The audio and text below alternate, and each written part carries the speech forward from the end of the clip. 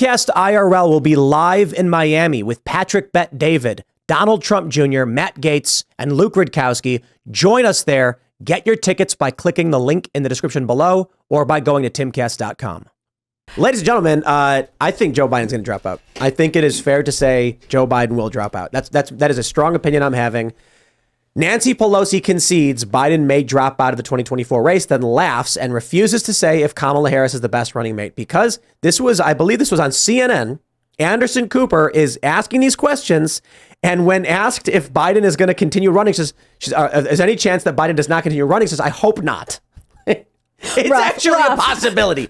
Now, thinking about all of the scandals we've seen so far and impeachment, they need Biden to drop out. They need distractions for this. And we all know it.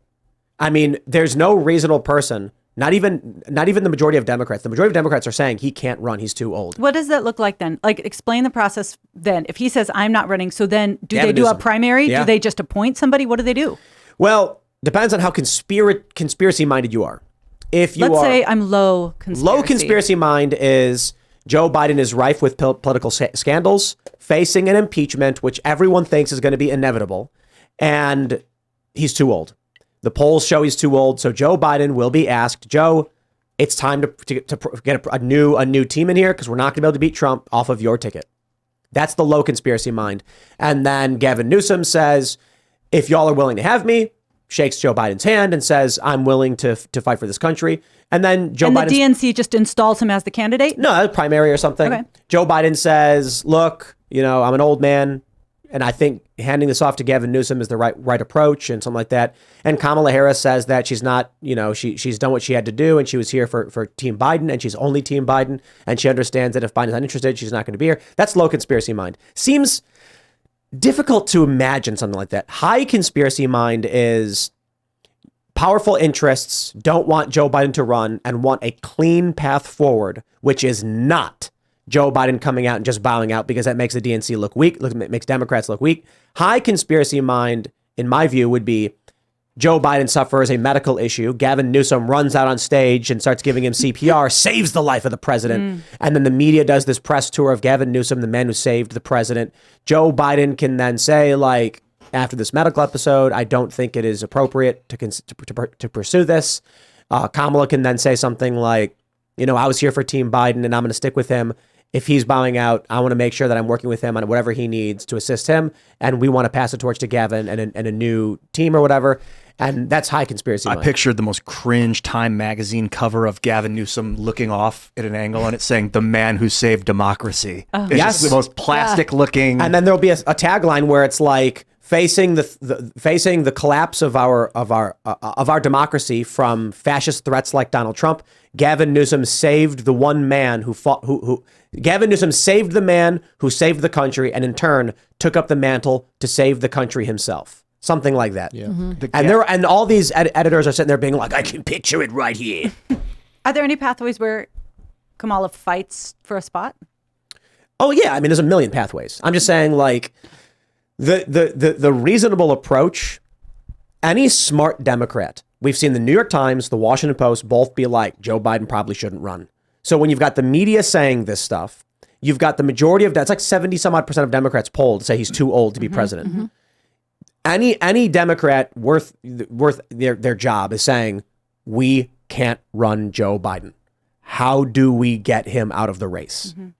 And so I got to tell you, my conspiracy theory, it's not really a conspiracy theory. I'm just saying the best way to get Gavin Newsom in and to get Biden and Kamala out is Biden is at a rally in California for his campaign and then grips his chest. Has a public collapse. Mm-hmm. Collapses. Mm-hmm. Gavin Newsom runs full speed onto stage, throws his coat off, checks his vitals, provides CPR. Medics come in. Secret Service secures the area.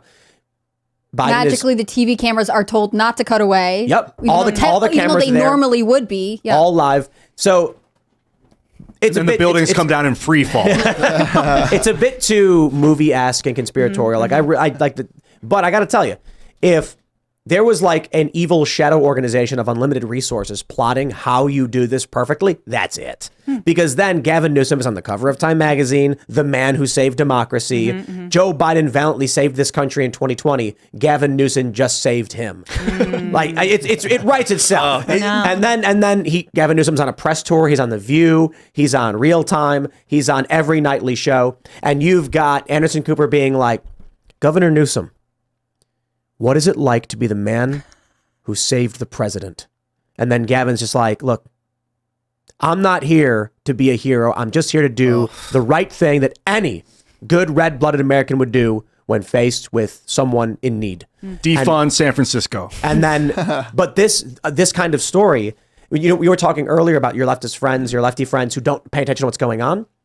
You would go to them and be like, yes, but in California, there's human waste all over the ground. And they'll be like, stop insulting the man who saved the president. Right. It exonerates all his sins, basically. It makes him this hero. But we do have to figure out what to do with Kamala in this scenario. And we've talked about, maybe she would be offered a position in the Supreme Court, or they could give her some kind of honor. No, this one's actually easy. After Gavin Newsom saves Joe Biden, Kamala walks out on the stage and says, I must go now. My home planet needs me. And then she just lifts off into outer space and she says, I've actually always wanted to be governor of California, so let's just switch things up. Yeah. She's like, that is the most difficult thing in trying to come up with how Kamala Harris bows out. Right. Yeah. It could really be her saying that she doesn't know if she was committed to Team Biden because of how much she believed in him, and she doesn't know if she's capable of or if it's reasonable too. And she could do this thing where she's like, look, she'd get wrecked by the feminists for saying that, though. Well, no, she could say something where she tries to look humble and say, I don't know if I would provide enough for a winning ticket. I was for Team Biden, and that team is unfortunately broken by this incident, and I want to make sure we win this one. And there's questions about electability and polling. I say the Democratic Party should hold a primary and find the best people for the job. It would come off as humble. Yeah. Look, the polls show she cannot win. But she couldn't have a job in politics again, and I don't think she's ready to retire. But hold on. I'm not talking about the real world. Oh, yeah. The most magical scenario. Yeah, I think the other one would be if she pulls Sandra O'Connor and her husband is suddenly mysteriously ill and she feels as though she needs to go spend time with him and just sidesteps out of politics. Because the only problem with the one you presented to me is that the feminists will be like, you're a girl boss, you can do anything. What do you mean you don't think you can win? But that doesn't really matter for... It matters for her and for her legacy. That's what she wants, people to go on speaking tours. Maybe she marries Joe Biden. And then when he gets sick, she's like, my husband needs me. Jill's listening. She's like, that one step too far, Tim. No. I have been in here for too long. I have been paying my debts. I think realistically, Joe will not give it up. Actually, I don't know. Maybe they can convince him to. Maybe they can come in and sit him down and be like, it's not happening, dude.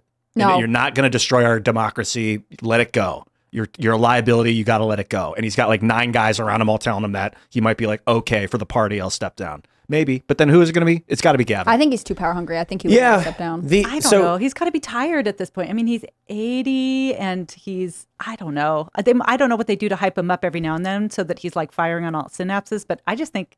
On most synapses? Yeah. I don't know. I just think he might be ready for a break. Maybe. Yeah. But he didn't run in 2016. He could have been a one-term president. Right. He could have said, I've served my moment and we got away from big bad Donald Trump, and so now I'm ready for a younger generation to step in. He could have said that. He kept saying we need younger people. I mean, Mitt Romney just made this announcement saying, if I run again, I'll be in my mid-80s, and I think young people need to be. Joe Biden could have said this. He chose not to, and I think that's because he doesn't want to give it up. He doesn't. And if he runs again, they're gonna make him debate the media, or they're gonna start insulting him and calling out his crimes and probably imprison him. He can't do it without media covering. It reminds me of the conversations around Dianne Feinstein, in like how they're saying, all these organizations, again, feminist organizations in particular, are saying, you did so much for us. Thank you for your time.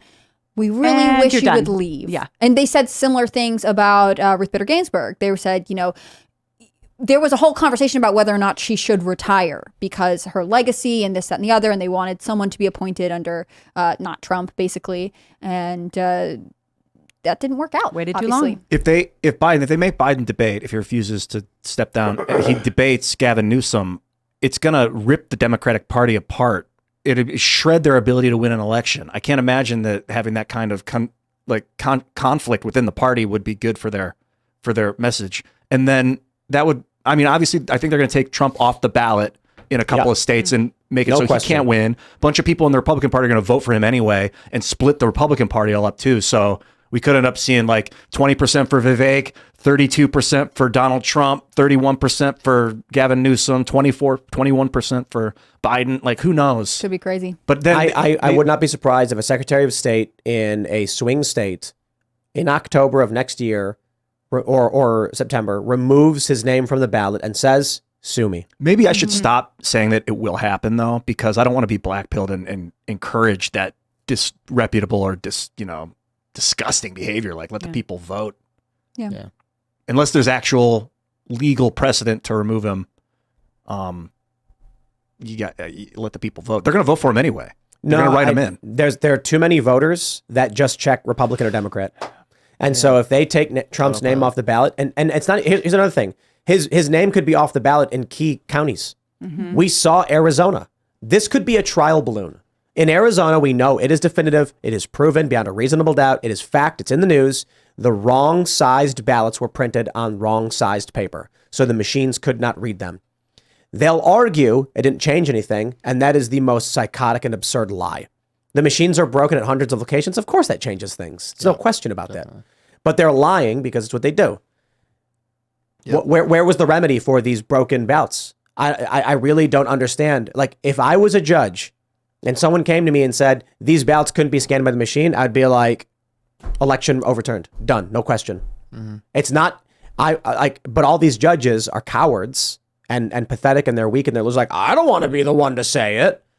Yes, it's because they're being ponderous judges. Best case scenario, they're cowards. Worst case scenario, there's behind the they're in on it. Deals and stuff. Yeah. If we're supposed to have an election and the ballots at several hundred locations are wrong, or however many locations, that's it. Sorry guys, it's a do-over. Don't care. It's your problem. You deal with it. We'll now have to have a special election. We'll determine what an adequate amount of time is for preparation for you. But the state screwed up the election process, and it should not stand. But they didn't do that. So the trial balloon is good. Yeah. Come 2024, don't be surprised if ballots are printed on wrong paper or Trump's smudged or not included on it. And they'll say, sue us. Yeah. I was talking to my Uber driver today. Very interesting. And just asking him lots of questions. And, what's the problem in this country? Oh, we're so polarized. How did that happen, Trump? And I'm like, really? You think that Trump is the just a one-word answer? Yeah, no, he said, and we have to get rid of him.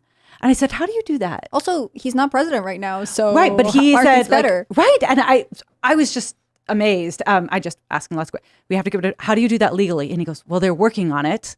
But even if they can't do it legally, he just needs to go. Yeah. And it was like it just blew me away. And this was a guy who was a cult. Pretty sensible. They'll have no response, like no reason for you. They'll just say he has to go, and they ask why, and they'll be like, well, just because, the thing, Because, and what he said is because he's tearing families apart. Yeah. He's tearing friendships apart. And I'm like, you think that started with Trump?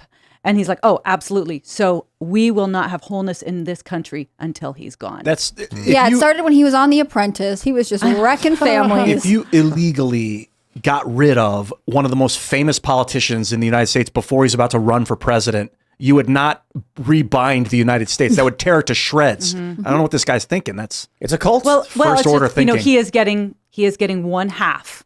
Well, he's getting a narrative, and he believes it, and so that's the conclusion. And so anyway, if you're a judge with that narrative and you have the power to do something about it, what are you going to do? Yeah, I don't know. I think it's difficult. I think there are people on both sides who feel the division and truly and honestly want to see that healed. On the other hand, it's very hard to reconcile opposite sides when one of them is saying getting rid of Trump is the only answer. In fact, he will always have a political legacy in this country, even if, for whatever reason, something happened, he weren't to win the election in 2024. He has already made an impact. So are you saying that there's no turning back? Because there really is no ultimately getting rid of Trump. He is already a staple in American politics. He made a huge impact on our history. You have to be able to heal the wounds regardless of who was in the Oval Office. Yeah. Well, anyway, I argued, look, I feel like the sea change happened with Obama personally. And that was when I was not a political animal. Well, to me, that was the first time when I heard the other side saying, it's not that we disagree. It's not even that you're stupid. It's that you're evil. You're evil, true. right? now it's you're Nazis, you're bigots, you're evil if you don't agree with our progressive priorities. And you can have relationships with people that are wrong or misguided or stupid, but you don't have relationships with Nazis. Yeah, but they're evil. Who? The elements of the left that are pushing their political agenda. You have the malicious evil and you have the banality of evil. The people who march in lockstep, so I'll give you a couple examples. Literally not everybody is evil, but when you have someone say to me, I think the general direction that the J6 trials are going is good. Right. And I say, Joe Biggs got 2 decades for allegedly knocking over a temporary barricade. And they say, I don't know anything about that, but I think it's mostly good. That's the banality of evil. When it's commonplace that ignorant people allow evil things to happen. But you then have the people who are running the show, the intelligence agencies, the prosecutors, and the courts that know there's no reason to give someone like Joe Biggs 2 decades for knocking over a barricade. That's ridiculous. Yeah. But they're evil and they want you to suffer. They want you to feel pain. These are people like, the funny thing about video games, and I made a joke about Baldur's Gate. Most people who play video games will understand this. There are many games that have karma systems where you can choose to be good or evil. And the meme online is that whenever people try to play the evil character, it hurts and they can't do it. They can't bring themselves to play the evil character. Unfortunately for you, some people have figured out how to do it in real life. The guy who... Why does it hurt? Explain that to me. It's with it, okay. So Baldur's Gate, for instance, or Fallout 3. Fallout 3 has right when you come out of in the beginning, there's a town that's built around a nuclear bomb. Fallout 3 is a game about a post-apocalyptic wasteland. It's like a bomb that never went off. Yeah, it's like a megaton bomb, and very easily you can disarm it, or you can trigger it to blow up, killing everybody, and it feels bad. It feels bad to be like, I know none of these people are real, but I can't. So what the joke is, you save, do it, and then load, and having never actually done it just to see what would happen. But there's a bunch of memes where, if you read stories about these video games, people struggle to be the villain in the game. So it's like in Baldur's Gate. I don't want to spoil anything, but let's just say, I'll give a really bland hypothetical. The bad guy looks at you and says, slay the innocent person. And you can choose to do it. And most people are like, I can't. I'm trying to play a villain character for the villain storyline, but you can't bring yourself to just watch this scene where it's a representation of you hurting innocent people. So does it look like you in the video? Do you look like yourself? Okay. And then is the person that you're hurting, do they look like a real person? Could be a goblin. Could be a unicorn. Who knows? It could be random. It's still pretty cartoony at this stage. Okay, yeah, okay. But it's not that. It's my point with this is not to get into video games and all this stuff. It's just that it will start to look very real, though. The people who understand what I'm talking about. If you don't, just try and imagine the scenario. But for people who've played video games and know that you're like, I can't bring myself to be the evil character. There's the guy in Virginia whose daughter was raped or sexually assaulted, and he was at a hearing. When a woman, school board, school board meeting, yeah. And a woman said to him, "You're lying. That never happened." And then the school board lied and said it never happened, and he lost it. He got angry. Yeah. The prosecutor tried to put him in jail, and he said, "She is the most evil person I've ever met." We are dealing with these prosecutors. This woman in Virginia knows that a man's daughter was sexually assaulted in a school. She knows they're covering it up, and in her mind, she goes, "I'm gonna put you in prison," because they get this sick pleasure from just hurting people. It's unfathomable. I cannot understand it. But that characterizes a substantial amount of people in what we would call the culture war left, whereas the culture war right certainly does have these people too, but it's an inversion. There's much less of them. They're less tolerated. People don't like that stuff. On the left, you have the banality of evil. The people who march in lockstep, not asking questions about why you put someone in prison for 20 years. And then the evil person is empowered by the ignorant to torture individuals. Thanks for watching this clip from the Timcast IRL podcast. Hang out with us live Monday through Friday at 8 p.m. and become a member over at timcast.com for uncensored, members-only shows exclusive. Thanks for hanging out, and we'll see you all next time.